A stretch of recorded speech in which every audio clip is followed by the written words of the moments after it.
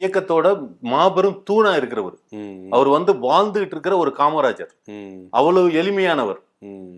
அவர் அவ்வளவு பயங்கரமான எளிமையானவர். பணத்தெல்லாம் வாங்கி வாரி வாரி வலிக்கிறாரு. பயங்கரமான எளிமையானவர் தான். என்ன வாரி வாரி எங்க வலிக்கிறாருங்க? இல்ல சொல்றேன், பணத்தை வாரி வாரி இறைக்கிறாரு மக்களுக்கு அப்படின்னு சொல்ல வரேன்.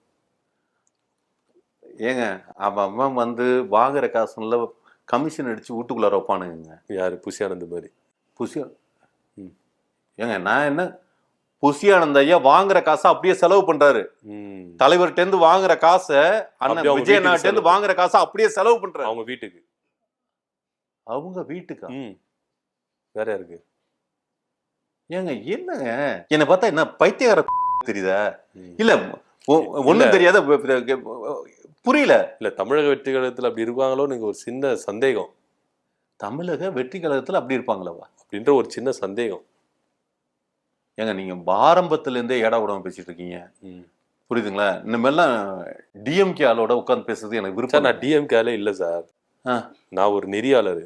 டிஎம்கே எனக்கு டிஎம்கே அதெல்லாம் இல்லை. நீங்க பேச வேண்டியதை சொல்லுங்க. உங்களுக்கு நெறியரிச்சுங்காக எனக்கு ஒழிக்குமா? எனக்கு நெறியரிச்சு உங்களுக்கு வெறியரிச்சு, ஆனால் தான் கடிச்சாரு.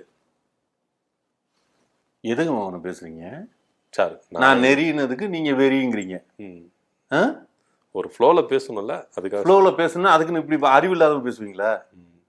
கொஞ்சம் சிந்திங்க. கொஞ்சம் எந்த பள்ளிக்கூடத்துல படிச்சீங்க? எந்த பள்ளிக்கூடத்துல படிச்சீங்க? விஜய் ரொம்ப சிந்திக்கிறார் போல இருக்கு. பயங்கரமா சிந்திக்கிறாரு தமிழ்நாட்டு மக்களை பத்தி. ஏங்க பள்ளிக்கூடத்து மானத்தை வாங்காதீங்க.